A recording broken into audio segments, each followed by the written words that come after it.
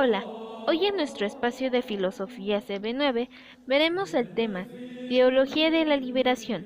Los puntos que veremos a continuación de dicho tema serán: ¿qué es? Antecedentes en Europa y América Latina. ¿Cuáles son sus fundamentos? La Biblia. Principales teólogos de la liberación e ideas generales. Recapitulación y conclusión. Bien, ahora desarrollaremos cada uno de los puntos que hemos mencionado anteriormente. Comenzamos.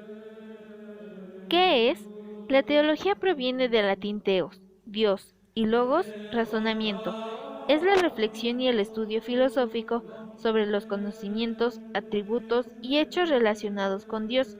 Sencillamente, la teología de la liberación es un intento de interpretar las escrituras a través de la crisis económica, desde la perspectiva de los desposeídos. Antes de teología en la región latinoamericana se encuentran en la conquista española, momento en el que se había establecido un modelo de orden social basado en una cristiandad bastante omisa ante las injusticias provocadas por la colonización y por la esclavitud. La teología de la liberación tuvo su origen en Europa desde 1917 con Walter Rauschenbusch, teólogo alemán con fuerte influencia marxista. Al final de la Segunda Guerra Mundial, la Iglesia Católica holandesa era tan conservadora como cualquier otra de Europa, pero empezó a hacer experimentos con la democracia eclesiástica, llegando al Concilio Vaticano II, con proposiciones reformistas, muchas de las cuales fueron inaceptables y rechazadas.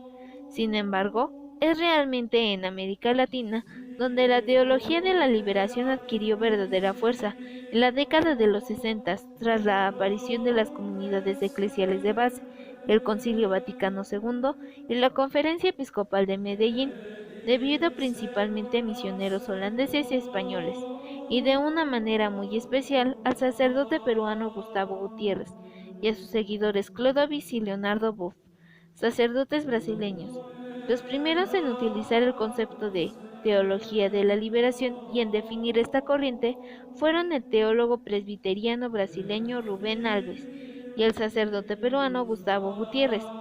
Es especialmente en Brasil que una buena parte de la Iglesia comenzó a cuestionar de manera importante las condiciones sociales. Incluso la propia clase política empezaba a llamar a la injusticia social el gran pecado. Tiempo después y en distintos matices, la teología de la liberación se extiende hacia Cuba, luego Venezuela, Guatemala, Perú y otros países de la región. ¿Cuáles son sus fundamentos? La teología de la liberación tiene como fundamento la praxis, es decir, la transformación de una realidad injusta y opresora, la cual pretende que no haya pobreza en América Latina. Las comunidades eclesiales de base son el medio de difusión de la teología de la liberación. De allí salen los catequistas, laicos, religiosos, sacerdotes y obispos, que analizan la realidad a la luz de la lectura bíblica comunitaria. El Concilio Vaticano II fue fundado por el Papa Juan XXIII entre 1962 y 1965. Este concilio tuvo 4 sesiones, pero Juan XXIII, quien falleció en 1963, solo logró abrir el Concilio Vaticano II, el cual fue considerado uno de los hechos más relevantes del siglo pasado, pues en ese concilio convergieron diversas lenguas, etnias y miembros de otras corrientes religiosas. Quien continuaría con las otras 3 sesiones del Concilio Vaticano II fue el Papa Pablo VI. El propósito del Concilio Vaticano II fue, primero, establecer interrelaciones con las otras religiones; segundo, apartar a la Iglesia Católica de la idea en la que el comunismo la tildaba como una institución mentirosa; y tercero, generar una renovación moral entre sus fieles. La Conferencia Episcopal de Medellín fue celebrada en Colombia del 24 de agosto al 6 de septiembre de 1968. Esta conferencia tuvo como principal propósito abordar la convulsionada realidad de América Latina a la luz del Concilio Vaticano II. También organizó los temas con la aprobación de la Santa Sede, que además de abordar complejos asuntos sociales, económicos y políticos de América Latina, implicaría un importante desarrollo en varios ámbitos: eclesiológico, teológico, etc. Los filósofos que encabezan este movimiento están influenciados por la filosofía marxista, como manera de conocer la realidad que conduce a la acción política y social. Utilizan la mediación hermenéutica y el estudio contextual de la Biblia en comunidad. Su método se fundamenta en lo propuesto por la acción política: ver, juzgar y actuar. Karl Marx hacía evidente la brecha entre poseedores y desposeídos, ricos y pobres. Estudiaba y analizaba la nueva forma de producción y la relación entre productores, comerciantes, proveedores, entre otros.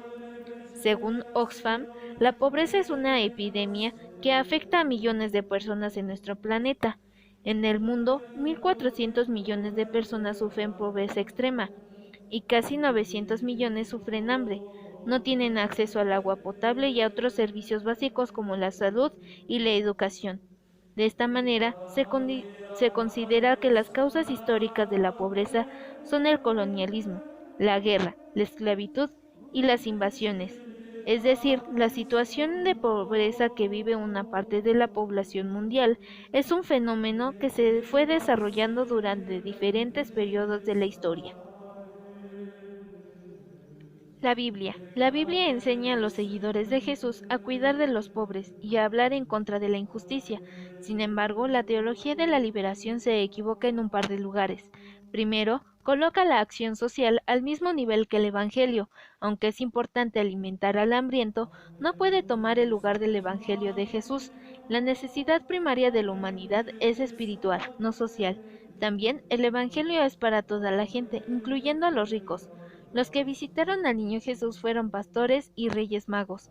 Ambos grupos fueron bienvenidos. Asignar un estatus especial a cualquier grupo como preferido por Dios es discriminar, algo que Dios no hace.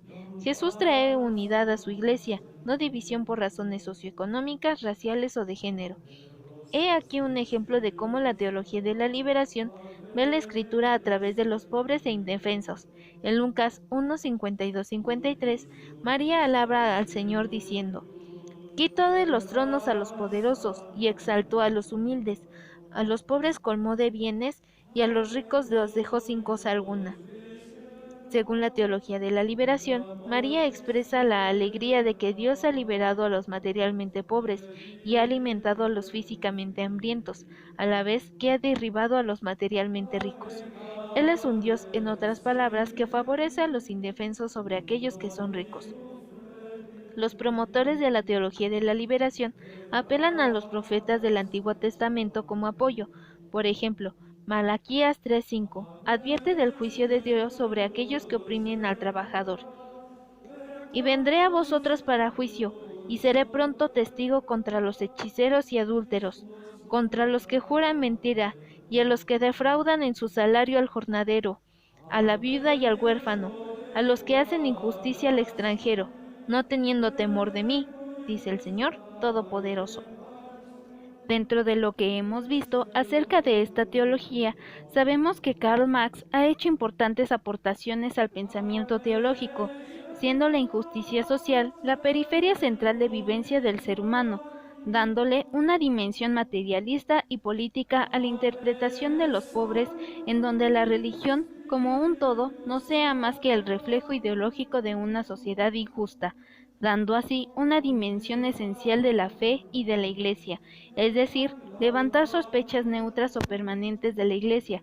Por tanto, podemos decir que el marxismo y el evangelio están relacionados debido a que ambas ideologías tienen la idea de optar por los desamparados y por los más vulnerables de nuestra sociedad, que por mucho tiempo ha sido ignorada y minimizada, y que nuestro deber como ciudadanos no solamente es sufrir con ellos, sino también es dar el ejemplo, no solo con la palabra y el pensamiento, sino con la acción y con la ayuda a quienes más lo necesitan. Principales teólogos de la liberación e ideas generales. Los principales teólogos europeos, de los cuales algunas de sus ideas fueron precursoras y fundamentales para el desarrollo de la teología de la liberación, fueron Karl Marx, Max Weber, Walter Rauschenbusch, Augusto Comte, entre otros, y los que encabezaron este pensamiento fueron Gustavo Gutiérrez Merino, el cual afirma que la teología debe encontrar un lenguaje sobre Dios que surja a partir de la situación creada por la injusticia y la pobreza en que vive la gran mayoría. Debe ser al mismo tiempo un discurso alimentado por la esperanza de un pueblo que busca la liberación. La teología de la liberación trata, en comunión eclesiástica, de ser un lenguaje sobre Dios. Leonardo Boff asegura que la teología no tiene solo a Dios como referencia, sino a todas las cosas, si se les considera a la luz de Dios. Por eso, su objetivo es absolutamente todo, desde la búsqueda de la serenidad personal, pasando por la liberación económica y social de los pobres y excluidos. Otros teólogos latinoamericanos también fueron Camilo Torres Restrepo, Paulo Freire, Enrique Dussel, Clodovis Boff, Rubén Alves, entre otros muchos teólogos que creían fielmente en la teología de la liberación. Recapitulación y conclusión. Bien, ahora veamos un breve resumen de lo que vimos. Primeramente dijimos que la teología de la liberación es la reflexión y el estudio filosófico sobre los conocimientos, atributos y hechos relacionados con Dios. Luego vimos que la teología de la liberación se desenvolvió principalmente en la década de los 60 en Latinoamérica. Después vimos que su principal fundamento es la praxis.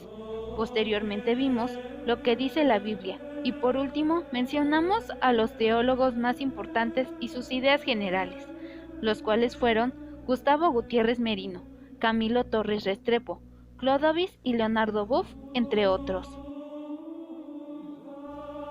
Este tema ha sido importante porque desde mi punto de vista la teología de la liberación fue un intento de interpretar las escrituras del Evangelio a través de la doctrina cristiana con el compromiso de la justicia de liberación de los pobres y marginados. Es una doctrina humanista la cual defiende los derechos de los pobres y se ve en el aspecto central del Evangelio. Protestan en contra de la miseria que produce la explotación. Ellos sentaron las primeras bases para cuestionar las prácticas de la Iglesia y de un catolicismo colonial que posteriormente y en contexto europeo siguieron desarrollándose. De acuerdo con el teólogo Gustavo Gutiérrez, la teología de la liberación sigue teniendo un significado en la América Latina de hoy, porque es un esfuerzo por hacer presente en este mundo de opresión, injusticia y muerte la palabra de vida, con el auténtico compromiso por la liberación humana. Sin duda, la teología de la liberación tal vez no trascendió de una manera muy significativa en la vida de los latinoamericanos.